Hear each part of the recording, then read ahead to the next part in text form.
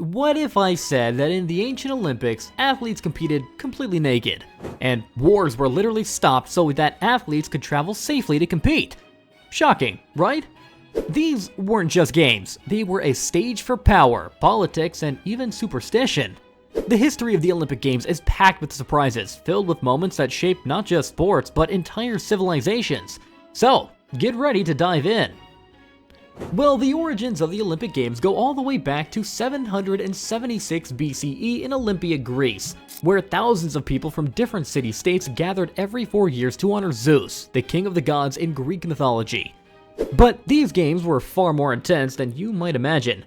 The games kicked off with just a single race, but over time they evolved into a variety of competitions like wrestling, chariot racing, and even brutal events like the pankration, a no-holds-barred form of boxing.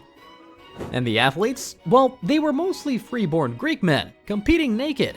That's right, naked, because the whole idea was to honor the gods and show off the human body. And that's where the word gymnasium comes from, meaning naked in Greek. But did you know women weren't allowed to compete or even watch? If they tried, they could be executed. Yet some women still made their mark by owning horses in the chariot races. So technically they could win without even being there. In fact, one famous owner, a Spartan princess named Cynisca, won the Olympic chariot race twice without ever stepping foot in a chariot. The Olympics weren't just for athletes. Artists, poets, and sculptors would gather at the games to showcase their works. It was like an ancient talent show mixed with sports. Politicians as well used the event to announce alliances or declare victories. It was a big deal, even in the middle of wars. In fact, there was something called the Olympic Truce, where city-states agreed to halt conflict so athletes and spectators could travel safely to Olympia. Winning an event was more than just personal glory. The victor received an olive wreath, a simple crown, but one that carried immense honor. These athletes were basically ancient rock stars, celebrated by their city-states with free meals for life and sometimes even statues erected in their honor. Some cities would go so far as to demolish part of their walls to become their champion's home, a symbolic gesture that showed they didn't need walls. They had their Olympic hero to protect them. Some winners, like the legendary wrestler Milo of Croton, even became celebrities. This guy was so strong that it said he had once carried a bull on his shoulders and won the wrestling competition 6 times, all while drinking up to 10 liters of wine a day. That's just wild, right? The ancient Olympic Games thrived for nearly 12 centuries. However, when the Roman Empire took control of Greece in the 2nd century AD, the Games began to decline. The Romans saw them more as public entertainment than a religious festival, and the sacred connection to Greek culture started to fade. And the final blow came in 393 AD, when Emperor Theodosius I, a devout Christian, officially banned the Games, along with other pagan festivals. He declared that such events were incompatible with the Christian faith. What's mind-blowing though is that some historians believe that the Games didn't immediately disappear. Records suggest that competitions may have continued in some form until as late as the 6th century AD, but by then, the spirits of the original game was gone. Another fascinating twist: the site of Olympia, where the games were held, was abandoned and forgotten for centuries. It was only rediscovered in the 18th century by English travelers, buried beneath layers of earth and sand. Now, let's talk about how the modern Olympics were born, because this story is full of surprising details that many people may not know. It all starts with Pierre de Coubertin, a Frenchman who had an audacious dream: to revive the ancient Olympic Games after nearly 1,500 years. Can you imagine being so passionate about sports that you spend years traveling around the world convincing people that reviving an ancient competition would somehow unite nations? That is exactly what Coubertin did. He had this vision that through sport, nations could come together, setting aside their differences and competing on a global stage. But when the first modern Olympics finally took place in Athens in 1896, the event almost didn't happen there. If it hadn't been for the huge donation of a Greek businessman named George Averrof, the Games could have ended up in Budapest. Averrof single-handedly funded the reconstruction of the ancient Panathinaikos Stadium, which allowed Athens to host the event. Just picture it, a stadium that dates back to 330 BCE, brought back to life for the first ever modern Olympics. And guess what? The Games weren't exactly like the ones we know today. Winners didn't get gold medals, but instead they got silver medals and olive branches like ancient Greece.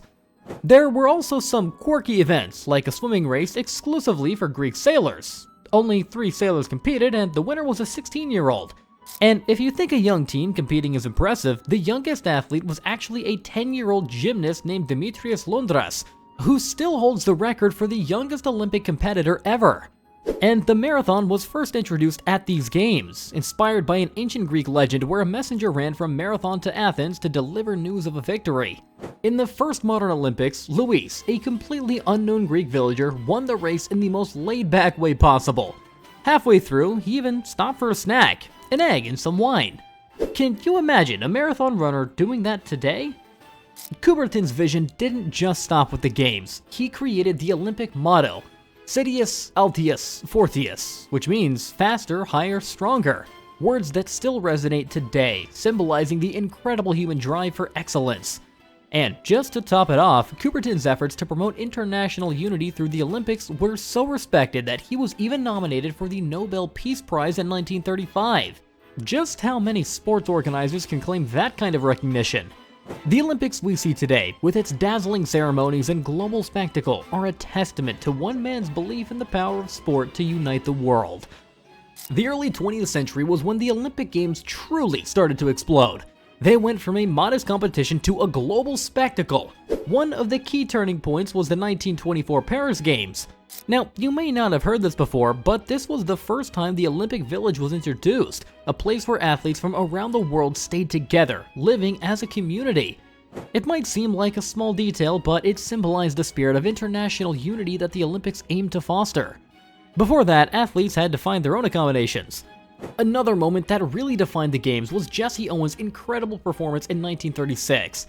Can you just imagine the scene? Hitler intended to use the Berlin Olympics to showcase Aryan supremacy, but Owens, an African American, stole the show. He didn't just win 1 gold medal, he walked away with 4. This wasn't just a sports victory, it was a direct blow to Nazi ideology. Even though Hitler reportedly refused to shake Owens' hand, his triumph on the track sent shockwaves worldwide. The growth, though, wasn't just limited to the Summer Games. In 1924, the Winter Olympics debuted in Chamonix, France. Imagine how novel that must have felt at the time. Skiing, figure skating, and ice hockey suddenly becoming Olympic sports.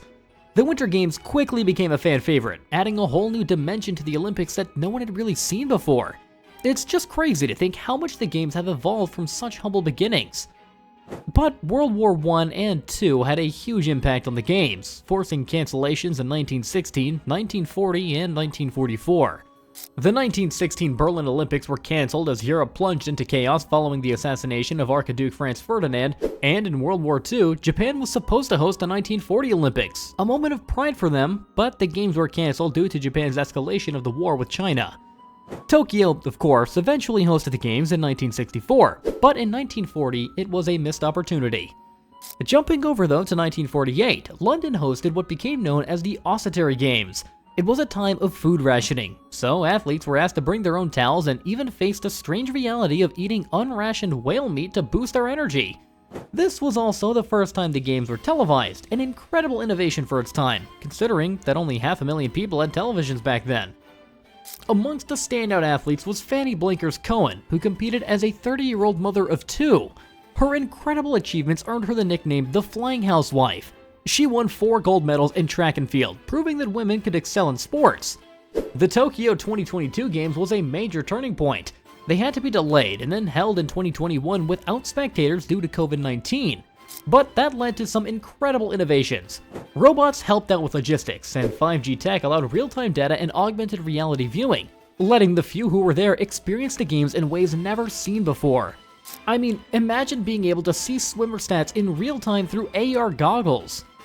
Let's fast forward to Paris 2024, where some groundbreaking moments just took place. Paris marked the first time the Olympics featured breakdancing. Yes, hip-hop dancing is now an Olympic event. The French capital also showcased eco-friendly innovations, aiming to be the greenest games ever. Now, all eyes are on Los Angeles 2028, where the Olympics will adapt even further. With cutting-edge advancements in VR, AR, and sports tech, who knows what viewing experience will look like by then? Perhaps fans at home will be able to switch between multiple camera angles or even feel like they're physically present at the events through VR.